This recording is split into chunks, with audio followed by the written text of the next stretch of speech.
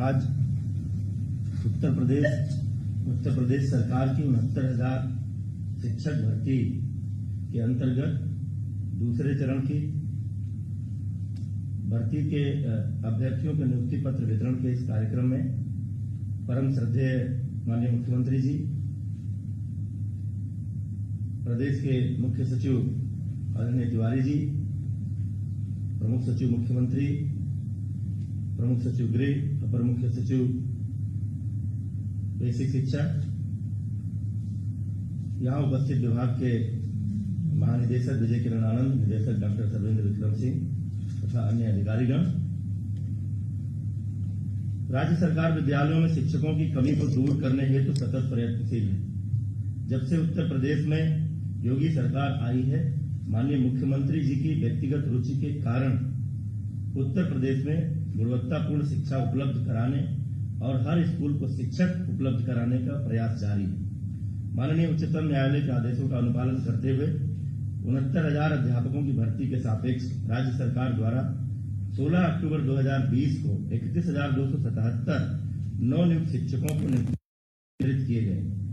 माननीय उच्चतम न्यायालय से प्राप्त अनुमति के क्रम में ही अवशेष शिक्षकों के नियुक्ति पत्र वितरण का शुभारंभ आज दिनांक 5 दिसंबर 2020 को माननीय मुख्यमंत्री जी के कर कमलों से किया जा रहा है। इस प्रकार प्रदेश में नवनियुक्त शिक्षकों को नियुक्ति पत्र वितरण का कार्य पूर्ण हो रहा है, जो ऐतिहासिक है। मैंने पिछली बार भी कहा था और आज भी कह रहा हूं कि इस वैश्विक महामारी कोविड-19 के दौर में, जबकि पूरी दुनिया में लोगों ने रोजगार खोया है, ऐसे में उत्तर प्रदेश में 69,000 की बड़ी संख्या में शिक्षकों की नियुक्ति देना और इसको मिलाकर ही लगभग 4.25 लाख युवाओं को रोजगार देना उत्तर प्रदेश सरकार का ऐतिहासिक कदम है। मैं सभी नवनियुक्त शिक्षकों को हार्दिक बधाई और शुभकामनाएं देता हूं। मैं प्रदेश के यशस्वी माननीय मुख्यमंत्री जी का आज इस समारोह में हार्दिक स्वागत और अभिनंदन करता हूं। इसके साथ ही मैं समारोह में उपस्थित सभी महानुभावों और मीडिया के सम्मानित प्रतिनिधियों का भी स्वागत करता हूं। एनआईसी द्वारा विकसित सॉफ्टवेयर का प्रयोग करते हुए पारदर्शी तरीके से 69,000 शिक्षक चयन भर्ती का कार्य सफलतापूर्वक किया गया है। इसके लिए मैं एनआईसी की पूरी टीम को भी बधाई देता हूं। पूर्व में नियुक्त किए गए 31,277 शिक्षकों का विद्यालय आवंटन किया जा चुका है तथा वर्तमान में नियुक्ति पत्र पा रहे 36,590 चयनित शिक्षकों की भी युक्ति संगत तैनाती सुनिश्चित की जाएगी, जिससे कोई भी विद्यालय शिक्षक विहीन या एकल शिक्षक द्वारा संचालित न रहे तथा माननीय मुख्यमंत्री जी की संकल्पना के अनुसार प्रदेश के गांव, गरीब, किसान, मजदूर के बच्चों को भी गुणवत्तापूर्ण शिक्षा सुनिश्चित हो। प्रदेश में बेसिक शिक्षा में चहुमुखी सुधार लाने हेतु राज्य सरकार द्वारा महत्वपूर्ण कार्यक्रम समयबद्ध रूप से संचालित किए जा रहे हैं। हमारा संकल्प है कि कोई भी बच्चा शिक्षा से वंचित न रहे। माननीय मुख्यमंत्री जी के नेतृत्व में प्रत्येक वर्ष स्कूल चलो अभियान संचालित किया जा रहा है और आउट ऑफ स्कूल बच्चों का नामांकन कराया जा रहा है, जिसके कारण पिछले 3 सालों में 50 लाख से अधिक नामांकन की संकल्पना के अनुसार शारदा पोर्टल के माध्यम से इन बच्चों के नामांकन व उपस्थिति की ट्रैकिंग की जा रही है। दिव्यांग बच्चों की शिक्षा को प्रोत्साहित करने के लिए अन्य बच्चों के साथ ही साथ शिक्षा की मुख्य धारा में समावेशन के लिए समेकित फ्रेमवर्क जारी किया गया है। दिव्यांग बच्चों के लिए विभिन्न गतिविधियों के क्रियान्वयन और मॉनिटरिंग तथा तकनीकी सपोर्ट के लिए मोबाइल ऐप बेस्ड इंटीग्रेटेड प्रणाली समर्थ लागू की गई है। योगी सरकार आने के बाद हमने राज्य सरकार के वित्तीय संसाधनों से छात्र छात्राओं को स्वेटर देने और जूता मोजा देने का निर्णय लिया, जिससे प्रतिवर्ष लगभग 1,60,00,000 बच्चे लाभान्वित हो रहे हैं। जनमानस में इन कल्याणकारी योजनाओं का स्वागत हुआ है। माननीय मुख्यमंत्री जी के संकल्पना के अनुसार उनके निर्देशन में राज्य सरकार द्वारा जून 2018 से समस्त 1,59,000 परिषदीय विद्यालयों में ऑपरेशन कायाकल्प का बृहद अभियान संचालित किया जा रहा है। विद्यालयों में आधारभूत सुविधाओं का 14 पैरामीटर्स पर इसी वर्ष संतृप्तिकरण कराने का लक्ष्य है। शेष 4 पैरामीटर्स मार्च 2022 तक पूर्ण कर लिए जाएंगे। समग्र शिक्षा अभियान, राज्य निधि, जिला मिनरल फंड, ग्राम पंचायत निधि एवं अर्बन लोकल बॉडी फंड द्वारा विद्यालय अवस्थापना सुविधाओं का वित्तीय पोषण किया जा रहा है। बाल मैत्रिक विद्यालयों के तकनीकी मैनुअल विकसित किए गए हैं। अब तक 50,000 से अधिक विद्यालयों का कायाकल्प किया जा चुका है तथा 1 लाख विद्यालयों में कार्य गतिमान है। जियो टैग फोटो प्रोटोकॉल द्वारा डेटा कैप्चर किया जा रहा है तथा डैशबोर्ड द्वारा प्रगति के अनुश्रवण की व्यवस्था की गई। माननीय मुख्यमंत्री जी के नेतृत्व में संचालित मिशन प्रेरणा के अंतर्गत विद्यालयों तथा कक्षा कक्षों के रूपांतरण हेतु निम्नलिखित गतिविधियां संचालित की जा रही हैं। प्रत्येक विद्यालय में एनसीईआरटी पुस्तकों से युक्त पुस्तकालय एवं रीडिंग कॉर्नर स्थापित किए गए। कक्षा कक्षों की दीवारों एवं अलमारियों पर प्रिंट रिच समृद्ध वातावरण, जिसमें 30 से ज्यादा पोस्टर, अध्यापक छात्र संवाद के लिए चार्ट आदि लगे हैं, राज्य परियोजना कार्यालय द्वारा जनपदों को भेजे गए हैं। शिक्षक स्वयं से भी टीएलएम बना रहे हैं। सभी विद्यालयों में क्रिया आधारित सीखने के लिए प्राथमिक कक्षाओं के लिए एनसीईआरटी की गणित किट दी जा रही है। छात्रों के लर्निंग आउटकम में सुधार है। कक्षाओं में प्रेरणा तालिका चस्पा कर दी गई। प्रत्येक छात्र छात्रा की प्रगति की रियल टाइम मॉनिटरिंग की जा रही है। प्रत्येक अभिभावक को छात्र छात्रा की प्रगति का रिपोर्ट कार्ड साझा करना एवं विद्यालय का रिपोर्ट कार्ड विद्यालय में डिस्प्ले करने का काम किया जा रहा है। बुनियादी शिक्षा का कौशल बढ़ाने प्रत्येक छात्र को ग्रेडेड रीडिंग बुक्स देने की कार्यवाही भी की जा रही है। शिक्षकों द्वारा नवाचारी कक्षा शिक्षण के लिए बुनियादी शिक्षा एवं उपचारात्मक शिक्षा हेतु 3 शिक्षक हस्त पुस्तिकाओं की उपलब्धता, आधारशिला, ध्यानाकर्षण एवं शिक्षण संग्रह का विकास किया गया है, जिसमें प्रत्येक शिक्षक प्रतिदिन प्रत्येक विषय में क्या पढ़ाएगा इसकी पूरी योजना है। प्रत्येक कक्षा एवं विषय के लिए 20,000 से अधिक सुनियोजित एवं एक्टिविटी रिच पाठ्यक्रम योजनाएं, पाठ योजनाएं।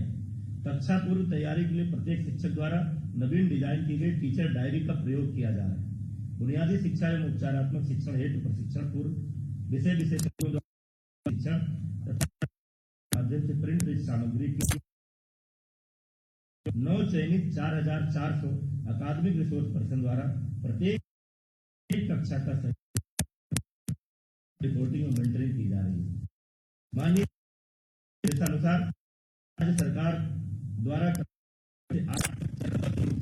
एनसीईआरटी का लागू किया गया है। इस दिशा में शैक्षिक सत्र 2021-22 से कक्षा 1 में एनसीईआरटी की पाठ्य पुस्तकें लागू की जाएंगी, जिसके लिए पूरी तैयारी गतिमान है। कक्षा 2 से 5 के लिए शैक्षिक सत्र 22-23 तथा कक्षा 6 से 8 के लिए शैक्षिक सत्र 2023-24 में एनसीईआरटी की पाठ्य पुस्तकों को लागू किया जाना निर्धारित है। नई शिक्षा नीति 2020 के अनुरूप पहले से ही उत्तर प्रदेश की सरकार की पूर्व तैयारी के कारण राष्ट्रीय शिक्षा नीति 2020 के प्रावधानों को ध्यान में रखते हुए पूर्व प्राथमिक शिक्षा कार्यक्रम लागू किया जा रहा है। इस संबंध में जनपद स्तर तथा ब्लॉक स्तर के मास्टर ट्रेनर्स का प्रशिक्षण लगभग पूरा हो रहा है।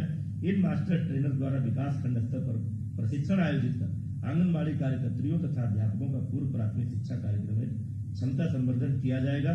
पूर्व प्राथमिक शिक्षा के संबंध में पाठ्यक्रम विस्तृत किया जा चुका है तथा एक्टिविटी बुक पहल के मुद्रण की कार्यवाही गतिमान है। शिक्षकों के अकादमिक कार्यों में समय बढ़ाया जा रहा है। अधिष्ठान संबंधी प्रकरणों का प्रबंधन एवं शिक्षक प्रशिक्षण की ऑनलाइन व्यवस्था की जा रही है। विद्यालय में उपलब्ध शिक्षकों के आधार पर विभिन्न विद्यालयों के लिए कस्टमाइज टाइम टेबल का प्रावधान किया गया है। न्याय संगत कक्षा कक्ष की व्यवस्था करते हुए दिव्यांग छात्रों के लिए विशेष सुविधाएं उपलब्ध कराई गई हैं। उनकी ट्रैकिंग के लिए शारदा प्रणाली लागू की गई है। जेंडर संबंधी संकेतकों की ऑनलाइन मॉनिटरिंग हो रही है। दीक्षा पोर्टल के माध्यम से शिक्षकों द्वारा अतिरिक्त डिजिटल शिक्षण सामग्री का उपयोग करते हुए शिक्षण को रुचिकर एवं प्रभावी बनाया जा रहा है। दीक्षा ऐप पर शिक्षकों और विद्यार्थियों के उपयोगार्थ 4,000 से अधिक वीडियो एवं विजुअल शिक्षण सामग्री उपलब्ध कराई गई है। अकादमिक सत्र 2020-21 के अंत तक विद्यालय में दिखने वाले परिवर्तन इस प्रकार है। न्यूनतम 40 से 50% विद्यालयों में छात्र छात्राओं के लिए फर्नीचर की व्यवस्था हो चुकी है। 100% आधार प्रमाणीकरण के माध्यम से छात्र छात्राओं के नामांकन का सत्यापन होगा। समस्त विद्यालयों में डिजिटल लर्निंग को बढ़ावा देने हेतु टैबलेट उपलब्ध करा दिए जाएंगे। एक ही परिसर में संचालित लगभग 21,000 विद्यालयों का माननीय मुख्यमंत्री जी के निर्देशानुसार संविलियन किया गया है, जिससे विद्यालय के संसाधनों का अधिष्ठतम उपयोग किया जा सकेगा। प्रदेश में 746 कस्तूरबा गांधी बालिका विद्यालय संचालित है, जिनमें से राज्य सरकार द्वारा 350 कस्तूरबा गांधी बालिका विद्यालयों का उच्चीकरण कराया जा रहा है, ताकि बालिकाओं को कक्षा 12 तक की शिक्षा निःशुल्क उपलब्ध हो सके। परिषदीय विद्यालयों में कक्षा 1 से 8 तक पढ़ने वाले सभी बच्चों का आधार नामांकन एवं सत्यापन कराया जा रहा है। सभी छात्र छात्राओं का आधार नामांकन किए जाने हेतु प्रत्येक विकास खंड में 2 आधार रजिस्ट्रेशन किट की व्यवस्था की गई है।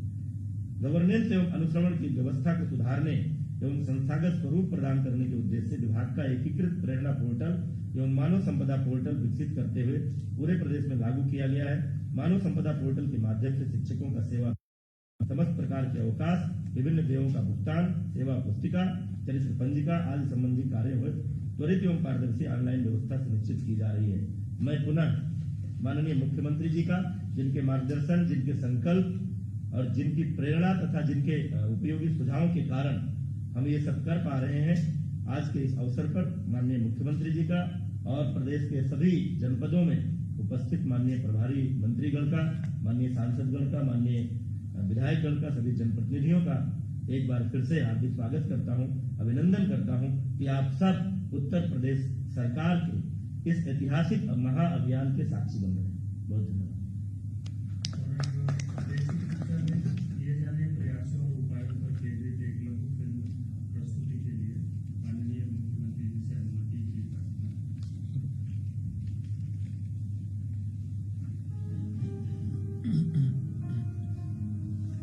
किसी भी राज्य की मजबूत बुनियाद उसकी कक्षाओं की शिक्षा है। यदि शुरुआती कक्षाओं में पढ़ रहे बच्चों की शिक्षा के स्तर को बढ़ाने के लिए कदम उठाए जाएं, तो आने वाली कई पीढ़ियों का भविष्य उज्ज्वलित उठेगा और राज्य प्रगति की राह की ओर चलेगा। इसी जज्बे के साथ उत्तर प्रदेश के यशस्वी मुख्यमंत्री श्री योगी आदित्यनाथ जी ने सितंबर 2019 में मिशन प्रेरणा की शुरुआत की थी। इस मिशन का मुख्य उद्देश्य है बुनियादी शिक्षा पर ध्यान केंद्रित करते हुए प्राथमिक कक्षाओं में शिक्षा के स्तर को बढ़ाना। शिक्षा के स्तर में सुधार लाने के लिए ही एक प्रेरणा लक्ष्य का निर्धारण किया गया है, जिसे अब सभी विद्यालयों में चस्पा किया जा चुका है। इसी प्रेरणा लक्ष्य के अनुसार भाषा और गणित से संबंधित दक्षताओं को हमें प्रदेश के बच्चों को प्राप्त कराना है। इस लक्ष्य तक पहुँचने के लिए कुछ अवधारणाओं और दक्षताओं को समझना होगा, जिनका उल्लेख कक्षा अनुसार तैयार की गई प्रेरणा सूची में किया गया है। छात्र जब प्रेरणा सूची में दी गई दक्षता हासिल करेगा, वो तिथि प्रेरणा तालिका में अंकित की जाएगी। ये प्रेरणा सूची और तालिका भी प्रेरणा लक्ष्य के साथ ही प्रदेश के सभी विद्यालयों की सभी कक्षाओं में चस्पा कराई गई है। शिक्षण के स्तर को बढ़ाने के लिए और शिक्षण तकनीक को और अधिक मजबूत बनाने के लिए 3 हस्त पुस्तिकाएं आधारशिला, ध्यानाकर्षण और शिक्षण संग्रह भी शिक्षकों को प्रदान की गई है। साथ ही शिक्षण तकनीक पर आधारित शैक्षिक वीडियो भी विकसित किए गए हैं, जिन्हें देखकर शिक्षक आसानी से सभी शिक्षण तकनीकों को समझ पा रहे हैं। आधारशिला क्रियान्वयन संदर्शिका कक्षा संचालन में शिक्षक की सहायता करती है। इन संदर्शिकाओं को कक्षा 1 से 3 के भाषा और गणित विषयों के लिए शिक्षकों को उपलब्ध कराया गया है। मिशन प्रेरणा के अंतर्गत जो हमें सामग्री दी गई है, उसे लेकर मैं बहुत उत्साहित हूँ। इन संदर्शिकाओं में कक्षा अनुसार दैनिक पाठ्य योजना दी गई है, जिससे शिक्षक को किसी भी अवधारणा को पढ़ाने का समय, उद्देश्य, जरूरी सामग्री और कक्षा में कराई जाने वाली गतिविधियाँ स्पष्ट रूप से समझ में आ जाएंगी। इसके अतिरिक्त कक्षा के वातावरण को बच्चों के लिए आकर्षक बनाने के लिए प्रत्येक विद्यालय में भाषा और गणित से संबंधित 100 पोस्टर्स और चार्ट्स उपलब्ध कराए गए हैं, जिन्हें विद्यालय की कक्षाओं में चस्पा करने के साथ ही सभी बच्चों को रोचक कहानियों और कविताओं से सजी सहज पुस्तिका भी दी गई है। और बच्चों के गणितीय विकास को भी ध्यान में रखते हुए हर विद्यालय NCERT की गणित किट उपलब्ध कराई जा रही है। इस किट में दी गई वस्तुओं से बच्चे विभिन्न प्रकार की गतिविधियों द्वारा गिनती, मापन, आकार इत्यादि सीख रहे हैं। बच्चों में पुस्तकों के प्रति लगाव बढ़ाने के लिए प्रत्येक विद्यालय में 500 से 1000 किताबों के साथ रीडिंग और लाइब्रेरी कॉर्नर भी बनाया गया है। इसके अलावा शिक्षक भी अपनी दैनिक पाठ्य योजना से संबंधित नोट्स बना सके, इसके लिए सभी शिक्षकों को एक शिक्षक डायरी दी गई है। हमारे स्कूल में बहुत अच्छी पढ़ाई हो रही है, हमारा बच्चा भी पास हो गया है, हमें तो रिपोर्ट कार्ड भी मिल गया है। इन सभी शैक्षिक सुधारों को प्रदेश के विद्यालयों में लागू करने में शिक्षकों का साथ दिया है हमारे मेंटर्स, SRGs और ARPs ने। इन सभी SRGs और ARPs को सपोर्टिव सुपरविजन हस्त पुस्तिका संवर्धन पर आधारित प्रशिक्षण दिया गया है। ये रिसोर्स पर्सन विद्यालय में जाकर शिक्षकों का सपोर्टिव सुपरविजन करते हैं। इन SRGs और ARPs द्वारा प्रतिमाह 1 लाख विजिट की जा रही है। इसके अलावा शिक्षकों की सहायता के लिए प्रत्येक न्याय पंचायत पर 5 शिक्षक संकुल का चयन कर ARPs द्वारा उनका प्रशिक्षण भी कराया गया है। कक्षा के बाहर भी शिक्षकों के हित में कई प्रकार के कार्य किए जा रहे हैं, जैसे कि मानव संपदा पोर्टल द्वारा अब शिक्षा स्थापना के सभी कार्य ऑनलाइन हो गए हैं और दीक्षा पोर्टल द्वारा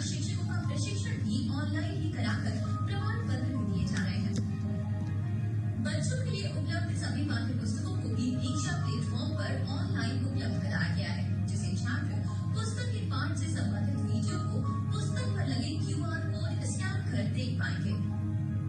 ऑपरेशन कायाकल्प के अंतर्गत 50,000 से अधिक विद्यालयों में बुनियादी सुविधाएं संतृप्त की गई हैं और शेष को 2022 तक संतृप्त किए जाने का लक्ष्य है। जब कोविड महामारी से उबरने के बाद विद्यालय खुलेंगे तो 100 दिनों का एक कैंपेन चलाकर प्रत्येक विद्यालय में उपचारात्मक शिक्षा का कार्यक्रम चलाया जाएगा और इसी उद्देश्य के लिए तैयार की गई पुस्तिका द्वारा कक्षा में शिक्षण कार्य भी कराया जाएगा। सभी शिक्षा संबंधित अधिकारी अपनी जिम्मेदारियों का पूर्ण पालन करें। इसके लिए की परफॉर्मेंस इंडिकेटर शीट द्वारा उनका अनुश्रवण प्रत्येक माह के संकेतकों की उपलब्धियों के अनुसार किया जाता है। भारत सरकार द्वारा नई शिक्षा नीति लागू की गई है, जिसमें गुणवत्तापूर्ण शिक्षा, शिक्षकों का प्रशिक्षण, बच्चों के लिए आवश्यक सुविधाएं और विद्यालयों में बुनियादी शिक्षा पर विशेष बल दिया गया है। इसी क्रम में उत्तर प्रदेश के माननीय मुख्यमंत्री श्री योगी आदित्यनाथ जी की दूरदर्शिता और प्रभावी नीतियों के आलोक में नई राष्ट्रीय शिक्षा नीति के परिप्रेक्ष्य में पूर्व से ही आगे बढ़ते हुए निरंतर सफलतापूर्वक कार्य किए जा रहे हैं। आज प्रदेश के प्रत्येक बच्चे को उच्च गुणवत्ता युक्त शिक्षा और उत्कृष्ट वातावरण मिले, इसके लिए ही ये मिशन चल रहा है और देश के मानचित्र पर उत्तर प्रदेश एक प्रेरक प्रदेश बनकर अन्य राज्यों के सामने उत्कृष्ट उदाहरण बनने की ओर अग्रसर है।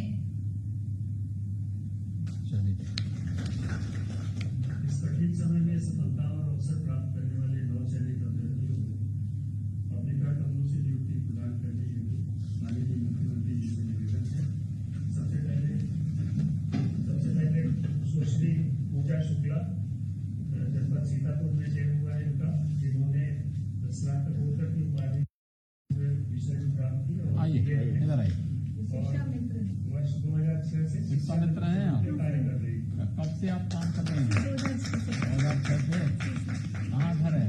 सर मेरा सुल्तानपुर में है। सुल्तानपुर से। और कहाँ नियुक्ति मिली है? सीतापुर। तो काम करेंगी? हाँ सर, अच्छे से करूँगी। ऐसा तो नहीं कि फिर आप? नहीं सर। ठीक है, बधाई आपको। Thank you sir. बहुत सुंदर बात। श्री वीरेंद्र कुमार मौर्य जनपद बाराबंकी में चयनित, इन्होंने बीटेक और बीटीसी की उपाधि प्राप्त की है और गणित शिक्षक थे प्रयागराज के पहले किसी प्राइवेट विद्यालय। कब आपने बीटेक किया? 2015। इसका BTC तब किया है? ठीक है, चलिए आज आपको शिक्षक के रूप में आपका चयन हो रहा है। अब कार्य से मेहनत करके ये प्रतिभा का लाभ दीजिए बच्चों को। श्री जफर बे, इन्होंने और इन्होंने अनुदेशक के रूप में किया था और अब इनका चयन शिक्षक के ये करके दवाए हैं। बहुत सुंदर, बधाई आपको। अनुदेशक से आप शिक्षक बन गए। ठीक है, बधाई। और सुश्री सरिता सिंह, इन्होंने MA और B.Ed किया है, इनका चयन जनपद रायबरेली में हुआ है। आपने क्या B.Ed किया था? कब B.Ed किया? सर 2009 में। तब से कहीं काम कर रही थी आप? नहीं सर। अब पढ़ाएंगे ना बच्चों हाँ को? सर। रहने वाले कहाँ के हैं? सर प्रतापगढ़ का। और कहाँ आपका? रायबरेली में हुआ? रायबरेली। तो अगल बगल ही का जिले हैं, ज्यादा दूर थोड़ा है। स्कूल रोज जाना। ठीक है, ठीक सर। बधाई। सुश्री नेहा देवी, इन्होंने BSc BTC किया है, इनका चयन जनपद हरदोई में हुआ है।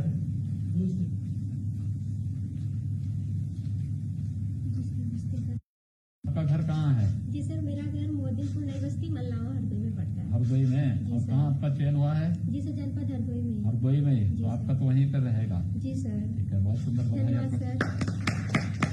श्री नवीन राणा, इन्होंने BA BTC की उपाधि प्राप्त की है, इनका चयन जनपद लखीमपुर खीरी में हुआ है। आइए जी, कहाँ घर है आपका? सर हमारा चंदन चौकी लखीमपुर खीरी में सर। अच्छा, बहुत सुंदर। आप ST से हैं क्या? ये सर ST से है सर। थारू से हैं? ये सर थारू ST। बहुत सुंदर भैया, आप तो बड़ा कमाल कर रहे हैं। ये आप जो है शिक्षक बन रहे हैं, अब सभी थारू बच्चों को पढ़ने के लिए प्रेरित करेंगे ना? बिल्कुल सर। बहुत सुंदर, बधाई आपको। आपको वहीं मिल गया लखीमपुर में ही ना? बहुत सुंदर, बधाई, अभिनंदन आपका भाई, बहुत सुंदर।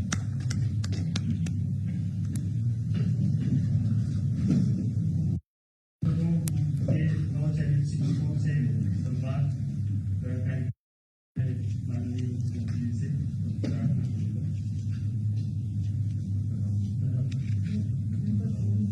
जनपद बदायूं। नमस्कार सर, प्रशांत बोल रहा हूँ जी बधाई। सर यहाँ पे हमारे 5 चयनित अभ्यर्थी हैं, यहाँ से उपस्थित हैं। किसी एक चयनित अभ्यर्थी से बात कराओ। कोई महिला अभ्यर्थी है वहाँ पे? सर 2 महिलाएं हैं सर यहाँ, भावना सिंह और गीतांजलि हैं। ठीक है, भावना जी आप बताइए आपने क्या किया है?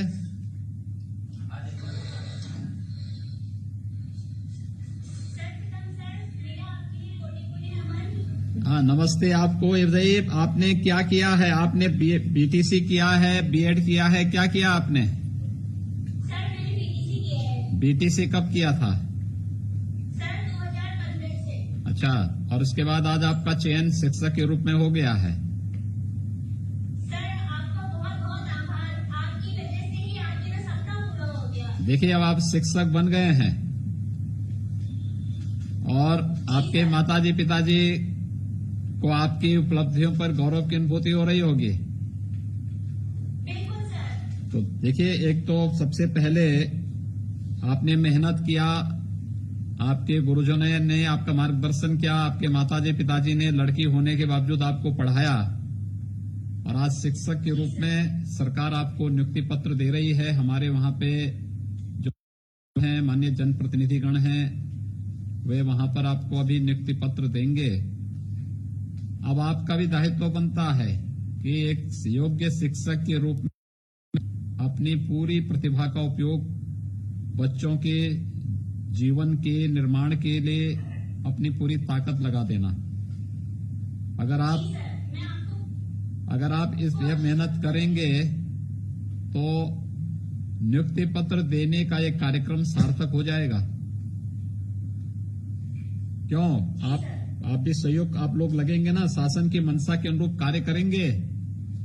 जी सर। अब तो धरना प्रदर्शन की नौबत तो नहीं आएगी ना अब।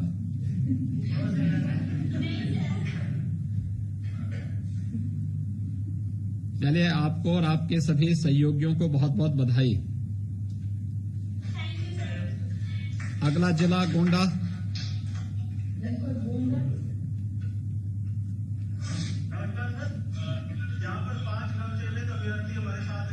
हाँ, मुझे किसी एक चयनित अभ्यर्थी से बात कराओ।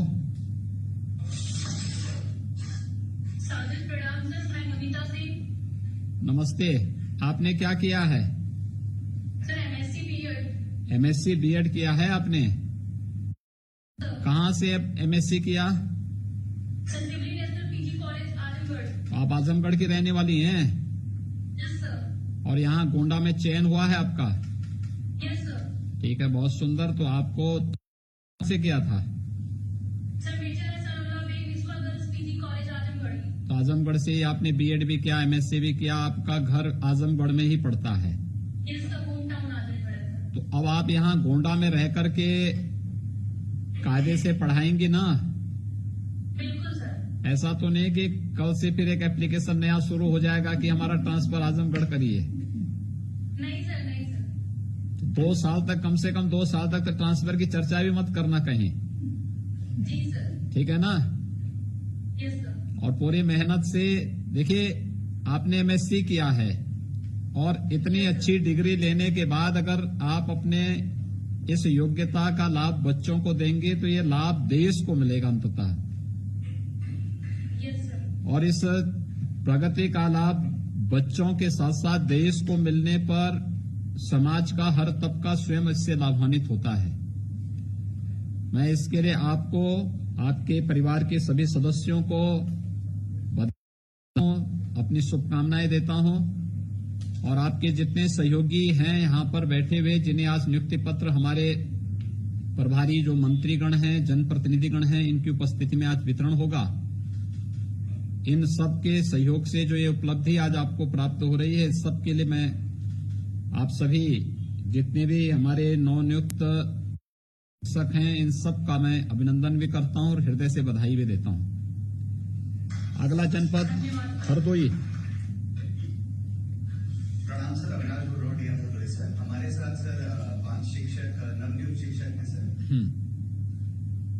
सर ललिता त्रिपाठी जी हैं सर। हाँ, मैं आऊंगा। चयनित हैं।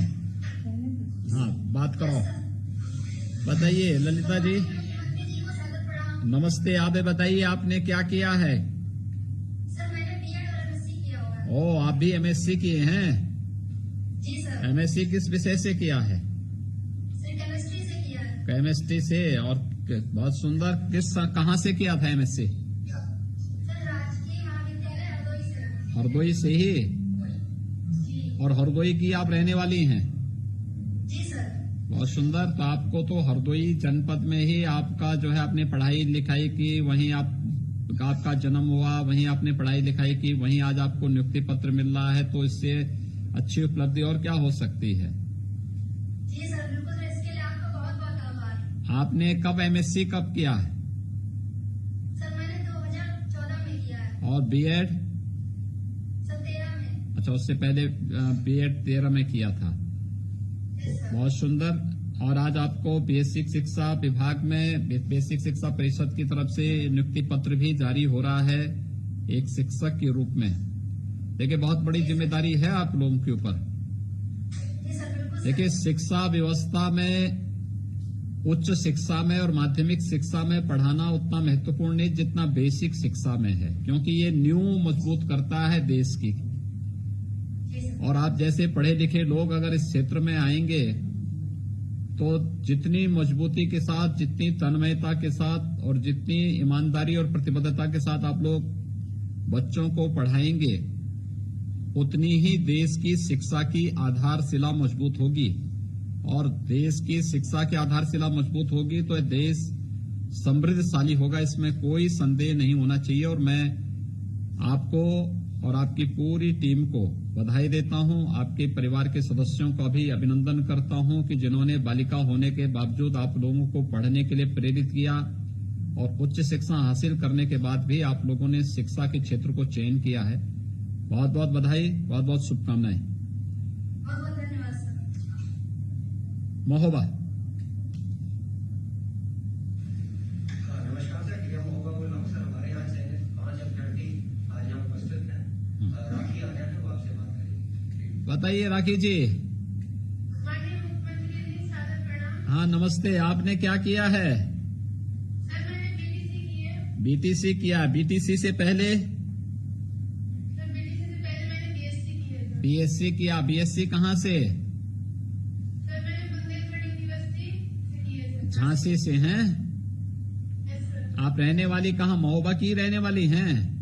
जी सर, मैं गोपालगंज मोरानीपुर झांसी, जिला झांसी से। अच्छा, झांसी की आप रहने वाली हैं। महोबा में शिक्षक के रूप में आपको नियुक्ति पत्र प्राप्त हो रहा है। जी सर। परिवार के लोग सब लोग झांसी में ही रहते हैं? नहीं सर, मोरानीपुर में रहते हैं। हाँ, वही मौरानीपुर झांसी जनपद में। हाँ सर। तो आपको वहां से वहां आप यहीं पे महोबा में ही रह करके पढ़ाई, यहाँ पे बच्चों को स्कूल में जाके पढ़ाने में कोई समस्या तो नहीं है आपको? नहीं सर, कोई समस्या नहीं। अरे, नियुक्ति पत्र लेते समय समस्या नहीं होगी, लेकिन बाद में फिर दूसरे तीसरे दिन आप लोग आके शुरू कर देंगे कि अब ट्रांसफर कराइए। समाज के साथ नहीं पढ़ाई बच्चों को महोबा में रहते हैं। ठीक है, बहुत सुंदर। महोबा में रह करके पढ़ाएंगे ना हाँ सर। पूरी मेहनत से? जी सर। ठीक है, बहुत सुंदर। और मेहनत से पढ़ाएंगे तो इसका लाभ भी मिलेगा। देखिए, आप लोगों ने, आपके माताजी पिताजी परिवार के सदस्यों ने मेहनत करके आप लोगों को पढ़ाया। आज आप भी स्वयं शिक्षक हो गई हैं। और देखिए, बेसिक शिक्षा परिषद में शिक्षक होना एक सौभाग्य की बात है, क्योंकि ये यानी माँ बाप के बाद सबसे बड़ी भूमिका होती है तो वह बेसिक शिक्षा परिषद के शिक्षकों की होती है, क्योंकि उन बच्चों के जीवन को जिस दिशा में आप लोग ढालना चाहेंगे वो बच्चा उस दिशा में जाएगा।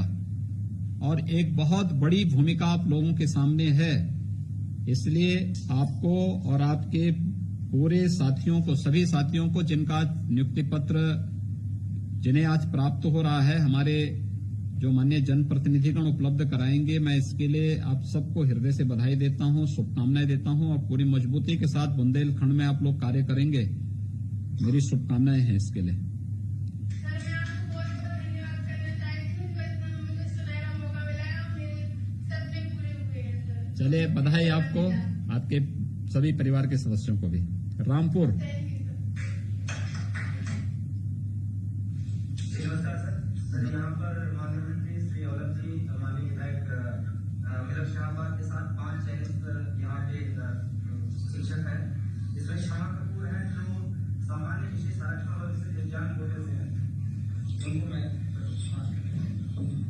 बैठिए बैठिए, आप बैठ करके अपनी बात बोल दीजिए। आराम से बैठ जाइए, अपनी कुर्सी में बैठ जाइए। सरदार जी को देख के डरने की आवश्यकता नहीं है, आराम से बोलिए। प्रणाम सर जी। हाँ नमस्ते। सर सर्वप्रथम तो आपका बहुत बहुत आभार कि आपने हम लोगों को मौका दिया। आपके नेतृत्व में हम लोगों को ये अवसर प्राप्त हुआ कि बीएड वालों को भी मौका दिया गया। अभी तक बीएड वालों को मौका नहीं दिया गया था कई सालों से। देखिए हम लोग तो पहले भी मौका दिए थे, लेकिन बीच में जब एनसीटी ने बीएड को इसके लिए एलिजिबल नहीं माना, उस एक बार नहीं हुआ था, बाकी तो पहले भी और उसके बाद भी ये मौका मिला है। लेकिन सबसे बड़ी बात यह है कि आप लोगों को इस पूरी चयन की प्रक्रिया में कहीं से कोई सिफारिश की आवश्यकता तो नहीं पड़ी ना? जी कहीं से कुछ नहीं है। कहीं से कोई ऐसा तो नहीं कि सरदार जी को लेकर कहीं चले गए होंगे सिफारिश कराने के लिए? जी बिल्कुल नहीं, बिल्कुल ईमानदारी से हर काम हुआ है। सर मैंने 2012 में बीएड किया था लखनऊ यूनिवर्सिटी से, बहुत सुंदर, और उसके बाद सर मैंने एमएड किया, बहुत सुंदर, और उसके बाद मैंने एजुकेशन से नेट भी क्लियर किया है सर। बहुत सुंदर। देखिए इतनी अच्छी डिग्री आप लोगों की है और इसे अच्छे ढंग से आप लोग पढ़ाने लग जाएंगे ना, तो पूरा कायाकल्प हो जाएगा। जैसे बेसिक शिक्षा परिषद में कायाकल्प योजना चली है, तो पूरे परिषद की ही कायाकल्प हो जाएगी। 69,000 नए शिक्षक एक वर्ष में बेसिक शिक्षा परिषद दे रहा है, तो बेसिक शिक्षा परिषद की पूरी कायाकल्प इससे हो जाएगी। अगर आप सभी शिक्षकगण, नवनियुक्त शिक्षकगण पूरी तन्मयता के साथ बच्चों को पढ़ाने लग जाएंगे स्कूल में जाकर के, तो और इसके लिए मेहनत करनी पड़ेगी। देखिए उसी प्रतिबद्धता की आवश्यकता पड़ती है।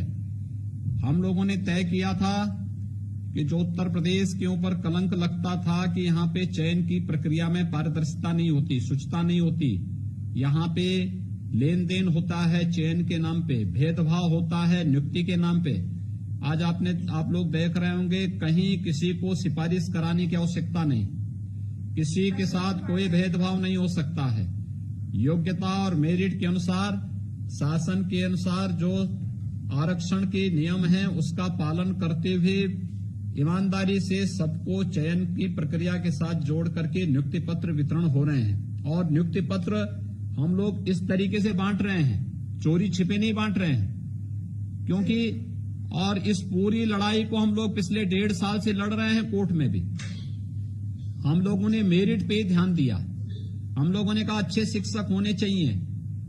लोगों ने तमाम व्यवधान डालने के प्रयास किए, हाई कोर्ट में, फिर डिवीजन बेंच हाई कोर्ट में, फिर सुप्रीम कोर्ट में लगातार लड़ते रहे और अंततः परिणाम सामने आया। जो हम लोगों ने पहले दिन बात कही थी उसी को अंततः हाई कोर्ट ने भी और उसी पर सुप्रीम कोर्ट ने भी मोहर लगाई है कि प्रदेश सरकार की चयन की प्रक्रिया अच्छी है और योग्य शिक्षक चयन के लिए ये आवश्यक भी है। और इसीलिए जब इतनी प्रतिबद्धता के साथ ये कार्य किया गया है तो हम लोग ये उम्मीद करेंगे कि आपने इतनी बड़ी डिग्री ली है, इस डिग्री का लाभ बच्चों को प्राप्त हो और समय समय पर आप लोगों को देखिए ज्ञान की परंपरा कभी थमनी नहीं चाहिए। एक शिक्षक को तो हमेशा कुछ न कुछ नया सीखना चाहिए। देश और दुनिया में जहां कहीं भी कुछ नया आया है हमें उधर देखने का प्रयास करना चाहिए। हम कूप मंडूप नहीं हो सकते और कोई व्यक्ति केवल ज्ञान की कोई एक सीमित संकीर्ण दायरे तक कैद करके रखता है तो योग्य शिक्षक कभी नहीं हो सकता। एक विराट दायरा है ज्ञान का, इसलिए जहां कहीं अच्छा है उसे अपने देश की सुरक्षा, उसकी परंपरा, उसकी सांस्कृतिक विरासत, इन सब को ध्यान में रखते हुए हमें अंगीकार करना और फिर उसका उन बच्चों तक उसे ले जाना जो देश के भाग्य के निर्माता बन सकते हैं, उन तक पहुंचाने का हमें प्रयास करना चाहिए। और मुझे लगता है कि मैं सभी नवनियुक्त शिक्षकों से अपील करूंगा कि ये नियुक्ति की प्रक्रिया एक सामान्य प्रक्रिया नहीं है, एक बहुत बड़ी प्रक्रिया है। जब पूरा दुनिया कोविड-19 के खतरे से डरी हुई है तब उत्तर प्रदेश सरकार आप लोगों के लिए लड़ रही थी कोर्ट में। तब उस समय बेसिक शिक्षा परिषद आपके चयन की प्रक्रिया को पूरी पारदर्शी तरीके से आगे बढ़ाने का कार्य कर रही है। ये केवल इसलिए अच्छे शिक्षक आ सकें और प्रदेश के गरीबों के, प्रदेश में हर तबके के बच्चों के उज्जवल भविष्य के लिए एक बहुत ठोस कार्य योजना को हम आगे बढ़ा सकें। तमाम प्रकार के नए अनुसंधान, नए प्रयोग पिछले 2.5-3 वर्षों के अंदर हुए हैं और मुझे लगता है आप जैसे योग्य शिक्षक अगर आप आगे आ जाएंगे तो बहुत अच्छा काम हो सकता है, इसको बहुत अच्छे ढंग से आगे बढ़ाया जा सकता है। मैं आपको और आपके जितने भी साथी वहां बैठे हुए हैं उन सबको, जिन्हें आज नियुक्ति पत्र प्राप्त हो रहा है, सबको बधाई देता हूं।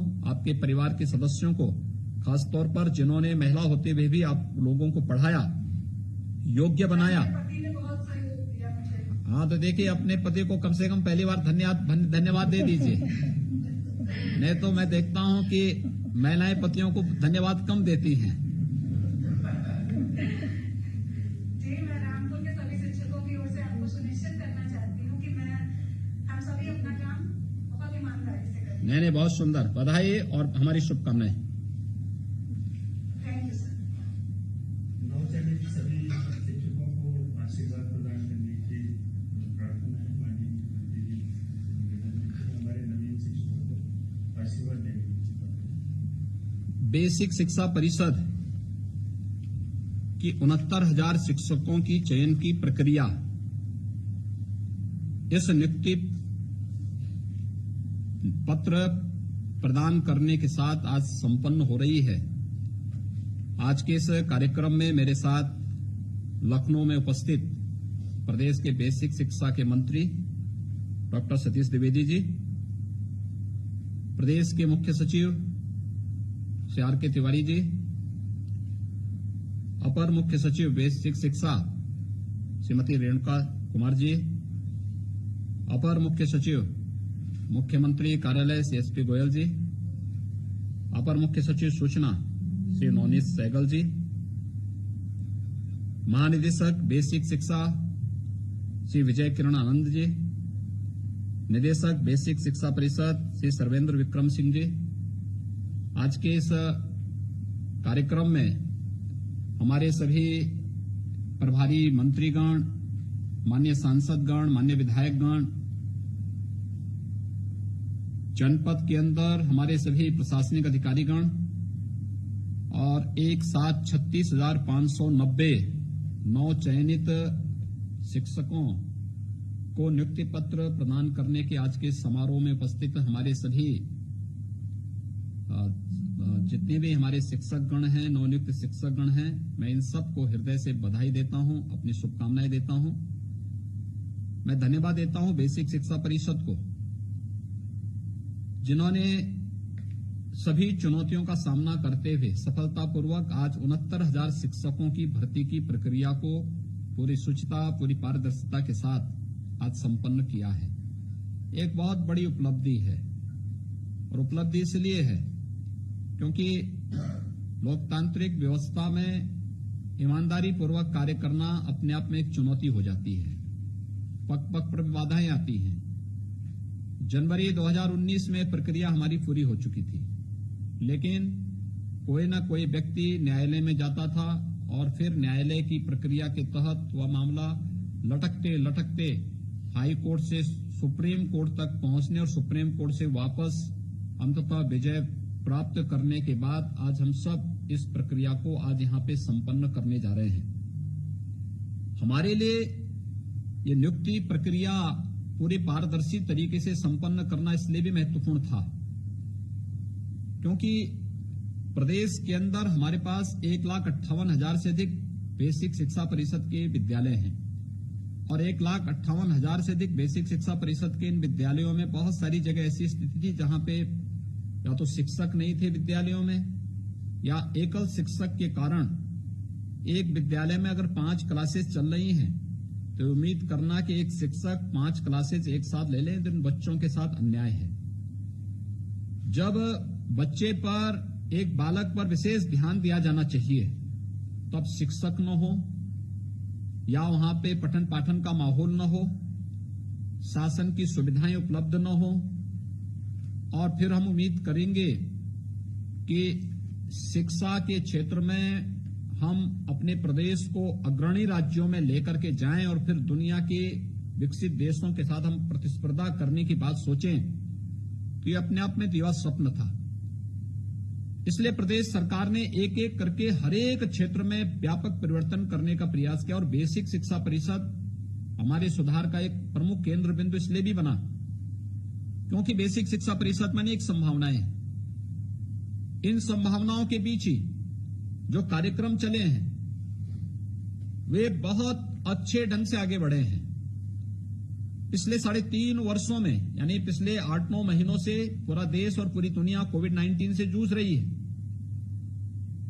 लेकिन उससे पहले जो 3 वर्ष का कार्यकाल संपन्न हुआ, इन 3 वर्ष के कार्यकाल के दौरान हम लोगों ने देखा कि प्रदेश के अंदर बेसिक शिक्षा परिषद में लगभग 50 लाख से अधिक बालक बालिकाएं अतिरिक्त स्कूलों में प्रवेश ली हैं। इतनी बड़ी संख्या 50 लाख राज्यों के, बहुत सारे राज्यों के लिए एक बड़ी संख्या है, लेकिन इतने बच्चे ऐसे थे जो स्कूल नहीं जा पाते थे। बहुत सारी परिस्थितियां थी।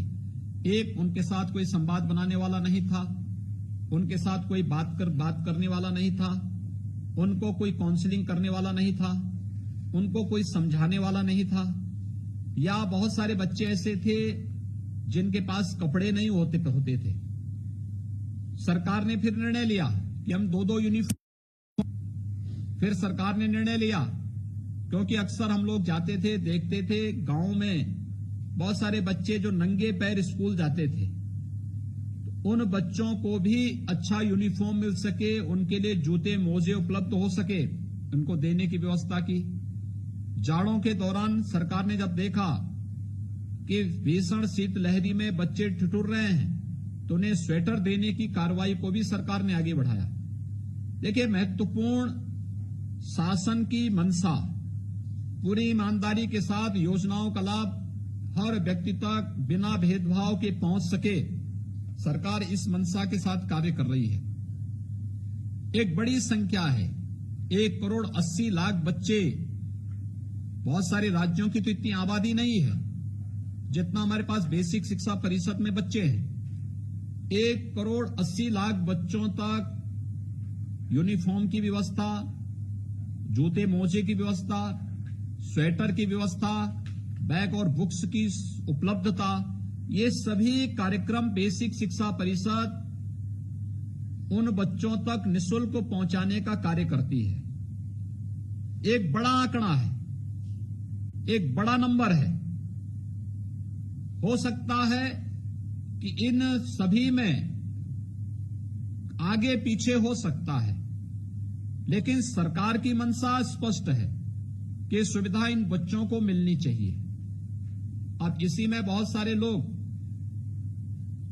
जिन्हें नंबर मालूम नहीं, आंकड़े मालूम नहीं, सरकार के द्वारा ऑपरेशन कायाकल्प के बारे में जानकारी नहीं, सरकार के द्वारा मिशन प्रेरणा ऐप के बारे में जानकारी नहीं, सरकार के द्वारा बेसिक शिक्षा परिषद में क्या क्या नए सुधार किए गए इसके बारे में जानकारी नहीं, वे छोटी छोटी बातों को इश्यू बना करके भरमाने का प्रयास करते हैं। और वही लोग हैं जिन लोगों ने पिछले 2.25 वर्ष यानी 2 वर्ष, लगभग 2 वर्ष हो रहे हैं, 2 वर्ष से इस भर्ती की प्रक्रिया को पूरा नहीं होने दिया। छोटी छोटी बातों को लेकर के अटकाते थे। अन्यथा ये जितने हमारे शिक्षक, आज 69,000 शिक्षक, जिनमें 36,590 को आज हम नियुक्ति पत्र दे रहे हैं, इन्हें हम लोग पहले भी 1.5 साल पहले ये नियुक्ति पत्र बांट चुके होते। इनकी 1.5 वर्ष की सेवाएं हो चुकी होती हैं और बच्चों को भी इनके अनुभव का लाभ मिला होता। लेकिन जो लोग नहीं चाहते कि सुधार हो, जो नहीं चाहते हैं कि इसमें व्यापक परिवर्तन हो, बेसिक शिक्षा भारत की शिक्षा का आधार बने, वे लोग ही छोटी छोटी चीजों को लेकर नेगेटिविटी पैदा करने का प्रयास करते हैं। कोई जाता है मिड डे मील में जाकर के, वहां पे जाकर के और वहां पे नमक और रोटी बांट करके उसकी वीडियोग्राफी करा करके फिर उसके माध्यम से नेगेटिविटी पैदा करने का प्रयास कर रहा है। कोई जाकर के स्वेटर लेकर के फिर उसके एक एक धागे को देखता है ये ऊन है या क्या है, यानी इतनी फुर्सत उनके पास है। लेकिन अच्छी बात है कि कम से कम अपने इस समय का सदुपयोग लोग कर पाते हैं और उनके समय के लिए कुछ चीजें शासन ने उनको उपलब्ध कराई हैं। लेकिन ऑपरेशन कायाकल्प के माध्यम से, जन सहभागिता के माध्यम से, जनप्रतिनिधियों के साथ प्रशासनिक अधिकारियों ने, शिक्षा विभाग के अधिकारियों ने, समाज के मानिंदों ने मिलकर के व्यापक पैमाने पे हजारों विद्यालयों का ऑपरेशन कायाकल्प के अंतर्गत व्यापक परिवर्तन किया है। बहुत सारे ऐसे आदर्श शिक्षक निकले हैं बेसिक शिक्षा परिषद में, जिन्होंने प्रधानाचार्य के रूप में, एक शिक्षक के रूप में, किसी ने विद्यालय के ऑपरेशन कायाकल्प में अपने विद्यालय को अपने विकास खंड के अंदर या जनपद के अंदर आदर्श विद्यालय बनाया है। किसी ने अपनी क्लास को आदर्श क्लास बनाई है। किसी ने किसी एक फील्ड में कुछ बेहतर कार्य करने का प्रयास किया है।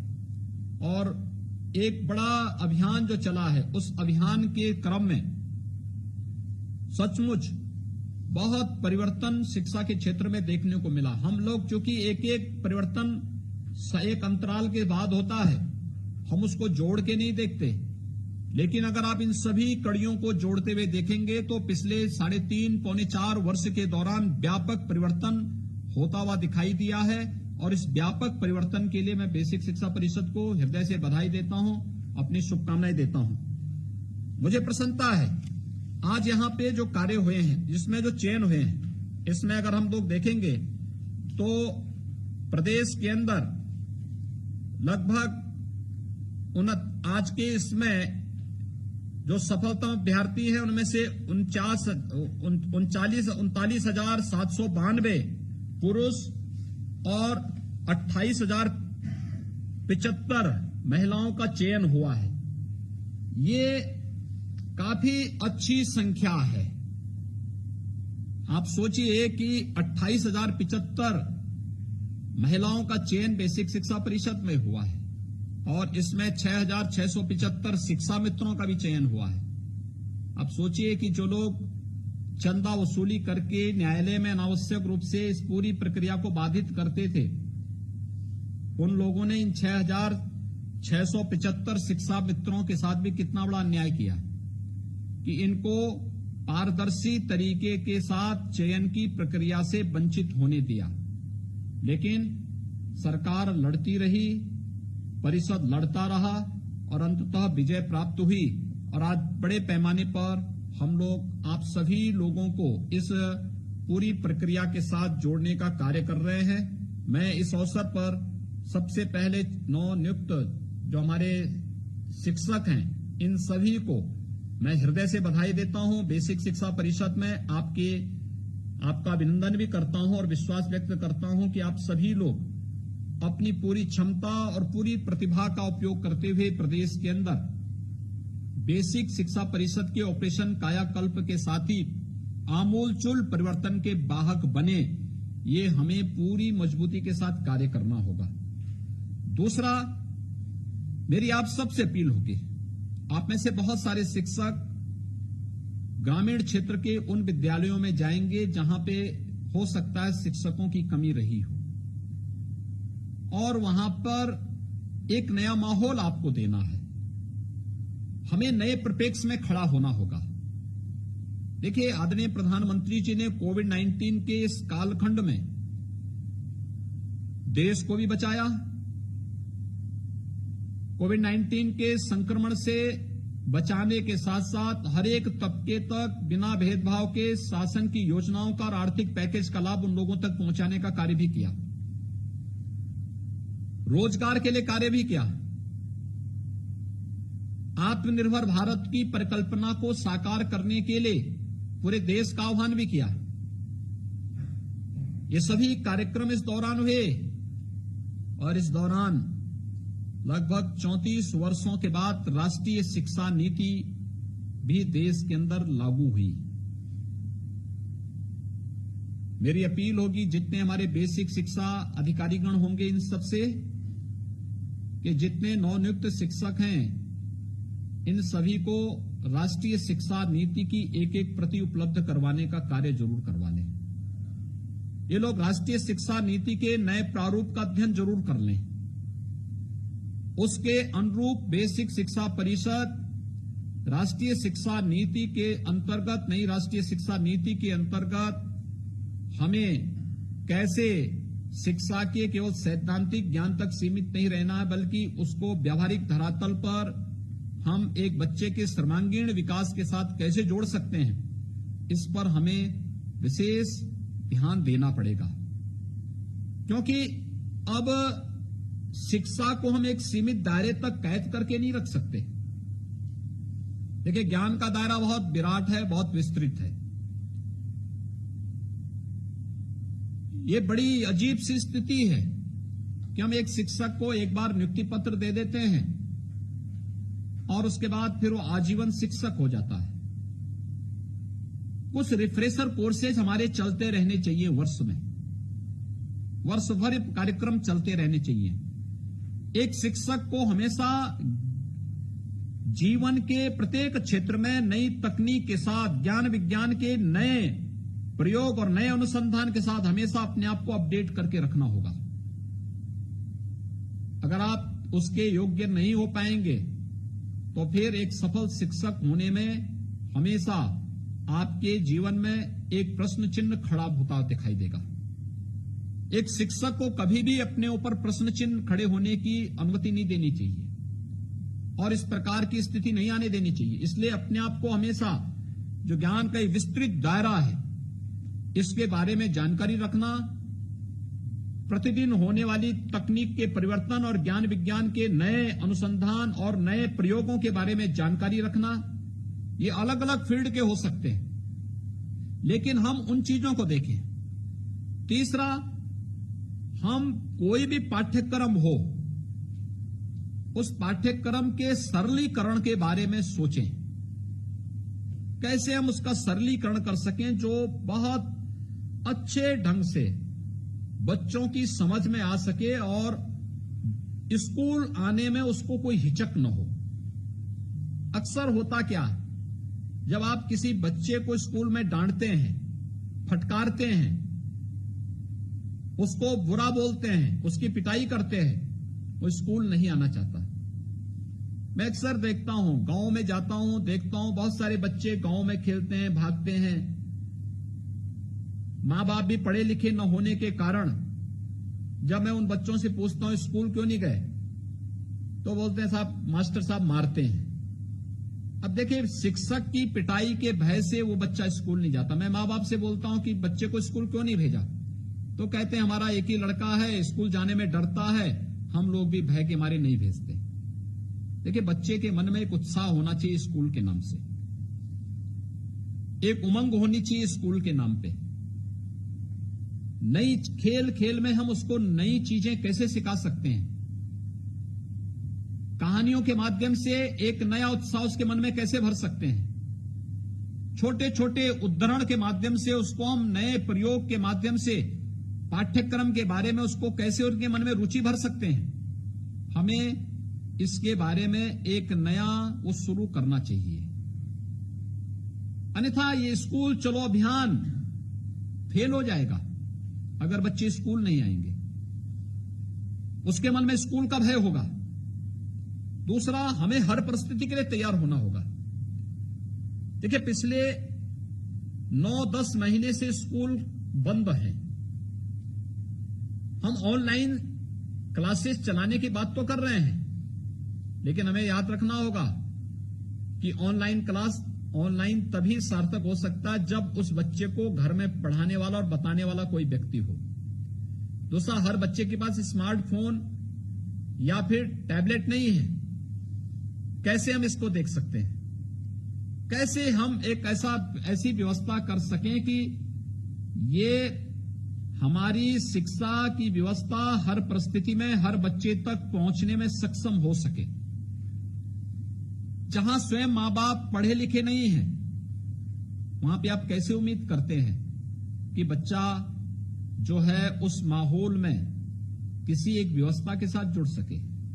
ये स्मार्टफोन, ये टैबलेट या ये लैपटॉप या जो भी अन्य ये चीजें हैं, ये वहां के लिए हैं जहां पर बताने वाला कोई व्यक्ति हो, गाइड करने वाला कोई व्यक्ति हो, उन लोगों को सही जानकारी और सही तथ्य की जानकारी देने वाला हो। अन्यथा ये भटकाव ज्यादा पैदा करेगा, अव्यवस्था का कारण बन सकता है। हमें इस पर भी ध्यान देना होगा। एक नई चुनौती के साथ स्कूल कुछ समय के बाद खुलने वाले होंगे और हमें उसके लिए अपने आप को तैयार करना होगा अभी से। और मैं सभी जितने भी हमारे बेसिक शिक्षा अधिकारीगण हैं, मैं उनको चाहूंगा कि बेसिक शिक्षा इसकी शुरुआत अपने बेसिक शिक्षा कार्यालय से आप शुरू करिए। पहले बेसिक शिक्षा कार्यालय को इस लायक बनाइए कि कोई भी शिक्षक वहां जाए तो उसको वहां एक माहौल दिखाई दे कि ये बेसिक शिक्षा के जो शिक्षक हैं उनका एक मंदिर है, उनका एक पवित्र स्थल है। वहां बैठने की व्यवस्था, साफ सुथरी व्यवस्था, जगह जगह पान खा करके न थूका हुआ हो, जाले न लगे हों, कोई भी वहां पर शिक्षक की छुट्टी के साथ या शिक्षक के रिटायर होने वाले शिक्षक के साथ किसी भी प्रकार का कोई भी उसके साथ दुर्व्यवहार या उसके साथ भेदभाव या उसके साथ किसी भी प्रकार के लेन देन की शिकायत की कोई भी किसी भी प्रकार की गुंजाइश न रहे, इस प्रकार का एक वातावरण अपने कार्यालय में पैदा करिए। और अपने कार्यालय के बाद ये सुनिश्चित करें कि जितने भी हमारे शिक्षक हैं बेसिक शिक्षा परिषद के, वे अपने अपने विद्यालयों में जाकर के ज्वाइन करके उनके द्वारा अपने कार्य प्रणाली शुरू हो जाए। विद्यालय को ठीक करें, उसका रंग रोगन करवा लें, बैठने की व्यवस्था ठीक कर लें, टॉयलेट ठीक कर लें, पेयजल की व्यवस्था ठीक कर लें। विद्यालय में इस प्रकार का माहौल बना लें कि जब भी केंद्र सरकार गाइडलाइन जारी करेगी, राज्य सरकार जब भी बेसिक शिक्षा परिषद के स्कूलों को खोलने के लिए कहेगी, उस दौरान स्कूल चलो अभियान के तहत फिर हम बच्चों को स्कूल में लाने की व्यवस्था कर पाएंगे। लेकिन इस दौरान हो सके तो गांव-गांव में जाकर के 8-10 बच्चों के साथ बैठने का कार्यक्रम, अभिभावकों के साथ बैठने का कार्यक्रम आप प्रारंभ कर ही सकते हैं। उनकी समस्याओं को गांव में जाकर के सुनने की आदत हमें डालनी चाहिए। यह हमारी ड्यूटी का हिस्सा होना चाहिए। एक शिक्षक भले ही विद्यालय में सरकार का उसका कार्यकाल 4 घंटे, 5 घंटे, 6 घंटे का होगा, लेकिन वह शिक्षक तो 24 घंटे का है और आजीवन उसको शिक्षक रहना है। तो स्वाभाविक रूप से उसके प्रति श्रद्धा का अभाव तब होगा जब अभिभावकों के साथ और उन बच्चों के साथ उसका सीधा संवाद हो। हमारा प्रयास हो कि हम गांवों में जाएं, बच्चों की मंडली बैठ करके उनके साथ बैठ करके कोविड-19 के खतरों के बारे में भी बताएं, सावधानी और सतर्कता के बारे में बताएं, थोड़े बहुत पाठ्यक्रम के बारे में भी चर्चा हो जाए, अभिभावकों के साथ भी चर्चा हो जाए, क्या माहौल बनाना है। इस कोविड-19 में संक्रमण से ही बचाना है, लेकिन साथ साथ पाठ्यक्रम के बारे में भी बताना है, कैसे आने वाले समय में हम इन सब का सामना कर सकते हैं। इन चीजों के बारे में भी हमें उन्हें बताना पड़ेगा।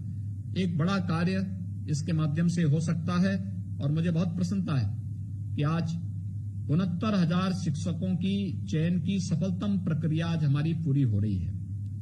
अनेक विघ्न बाधाएं आई, लेकिन सबका समाधान करते हुए, और मेरे लिए प्रसन्नता इस बात को लेकर के है कि आज हमारी ये चयन की प्रक्रिया, हमने प्रदेश के अंदर अब तक 3.5 लाख से अधिक प्रदेश के युवाओं को प्रदेश के अंदर सरकारी नौकरी देने के कार्यक्रम सफलतापूर्वक आगे बढ़ाने में सफल रहे हैं। 3.5 लाख का आंकड़ा ये आज पूरा हो चुका है। अब नई प्रक्रिया इसके बाद फिर हम लोग शुरू करेंगे। कोविड-19 की संक्रमण की स्थिति को देखते हुए हम लोग एक बार इसका अध्ययन कर रहे हैं, वैक्सीनेशन की प्रक्रिया पूरी हो जाए, इसके बाद नई प्रक्रिया अलग अलग विभागों में, बेसिक शिक्षा परिषद के भी और अन्य विभागों में जो भी होंगे, इन सबको आगे बढ़ाने, तेजी के साथ आगे बढ़ाने का कार्य शासन स्तर पर प्रारंभ होगा। लेकिन मैं चाहूंगा कि जिन लोगों का आज नियुक्ति पत्र प्राप्त हो रहा है, अलग अलग जनपदों में हमारे माननीय मंत्रीगण, माननीय सांसदगण, माननीय विधायकगण अलग अलग जनपदों में इस प्रक्रिया को पूरा कर रहे हैं और मैं चाहूंगा वे सभी शिक्षक अपना नियुक्ति पत्र लेने के साथ जनपद और जनपदों में कौन से विद्यालय उनको दिए जा रहे हैं, बेसिक शिक्षा परिषद इन चीजों को एक बार देखेंगे। मेरिट के आधार पर बिना भेदभाव के किसी भी प्रकार की कोई शिकायत की गुंजाइश कहीं से भी नहीं होनी चाहिए।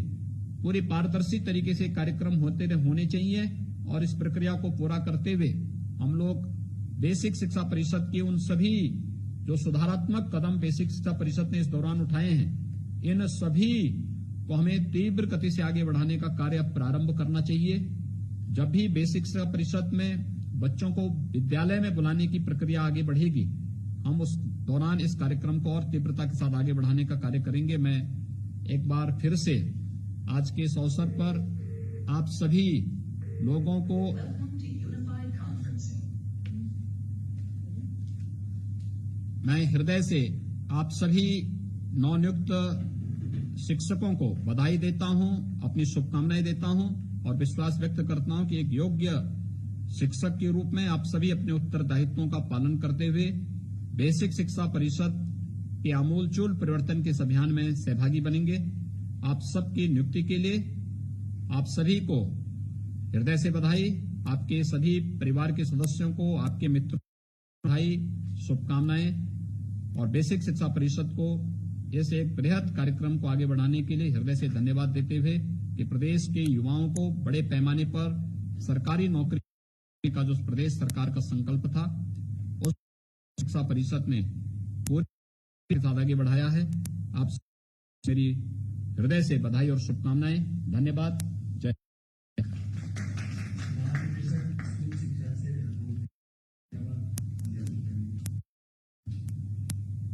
परमादरणीय माननीय मुख्यमंत्री जी, माननीय माननीय मुख्य सचिव महोदय, अपर मुख्य सचिव माननीय मुख्यमंत्री जी, अपर मुख्य सचिव सूचना, जनपदों से जुड़े हुए सभी सम्मानित प्रभारी मंत्रीगण, माननीय विधायकगण, माननीय सांसदगण, मीडिया के सभी सम्मानित प्रतिनिधिगण, अन्य अधिकारीगण एवं उपस्थित सभी महानुभावगण, माननीय मुख्यमंत्री जी के निर्देशन में बेसिक शिक्षा विभाग द्वारा विद्यालयों के कायाकल्प एवं बच्चों के पठन पाठन को बेहतर बनाने के अनेक प्रयास किए गए हैं। माननीय मुख्यमंत्री द्वारा समय समय पर जो मार्गदर्शन दिया गया है और जो प्रेरणादायक मार्गदर्शन दिया गया है, इसी का नतीजा है कि जब स्कूल खुलेंगे तो कायाकल्प स्कूल और परिवर्तित क्लासरूम देखने को मिलेंगे, जो बच्चों को ग्रेड कॉम्पिटेंट बनाने की ओर अग्रसर है। आज 36,590 शिक्षकों को नियुक्ति पत्र वितरण हेतु अपना अमूल्य समय प्रदान करने के लिए मैं माननीय मुख्यमंत्री के को विभाग की ओर से हार्दिक आभार व्यक्त करता हूं। वर्तमान शैक्षिक सत्र में 69,000 शिक्षकों को नियुक्ति पत्र प्रदान किए गए हैं, जिससे प्राथमिक शिक्षा में कमी पूरा करने का पाठन प्रक्रिया को सुव्यवस्थित बनाने के लिए सहायता मिलेगी। इसके पूर्व शैक्षिक सत्र 17-18 में 5,948 एवं शैक्षिक सत्र 18-19 में 46,319 परिषदीय विद्यालयों में सहायक अध्यापकों की नियुक्ति की जा चुकी है। इस प्रकार विद्यालयों में 1,20,000 से अधिक पदों पर सहायक अध्यापकों की नियुक्तियां की गई। माननीय बेसिक शिक्षा मंत्री जी द्वारा विभागीय कार्यों का निरंतर पर्यवेक्षण एवं निर्देशन करते हुए विभागीय अधिकारियों को मार्गदर्शन दिया जा रहा है। इस अवसर पर माननीय बेसिक शिक्षा मंत्री जी के प्रति हार्दिक धन्यवाद ज्ञापन करता हूं। माननीय मुख्य सचिव महोदय द्वारा विभाग के नियमित मार्गदर्शन प्रदान किया जा रहा है और आत्मीयता के साथ हमारे हैंड होल्डिंग किया जा रहा है, जिसके लिए पूरी टीम की ओर से मैं उनका नमन करता हूं। अपर मुख्य सचिव महोदय श्री रेणुका कुमार महोदय के कुशल नेतृत्व में विभाग के सभी अधिकारीगण कटिबद्ध होकर निष्ठापूर्वक कार्य कर रहे हैं। मैं पूरी टीम की ओर से माननीय महोदय का आभार प्रकट करता हूं। नवनियुक्त शिक्षकों को जनपद मुख्यालयों में प्रभारी मंत्रीगण, माननीय सांसदगण, माननीय विधायकगण द्वारा नियुक्ति पत्र वितरण का अमूल्य समय एवं सहयोग प्रदान किया जा रहा है। इस हेतु विभाग की तरफ से उनका हार्दिक धन्यवाद ज्ञापित करता हूं।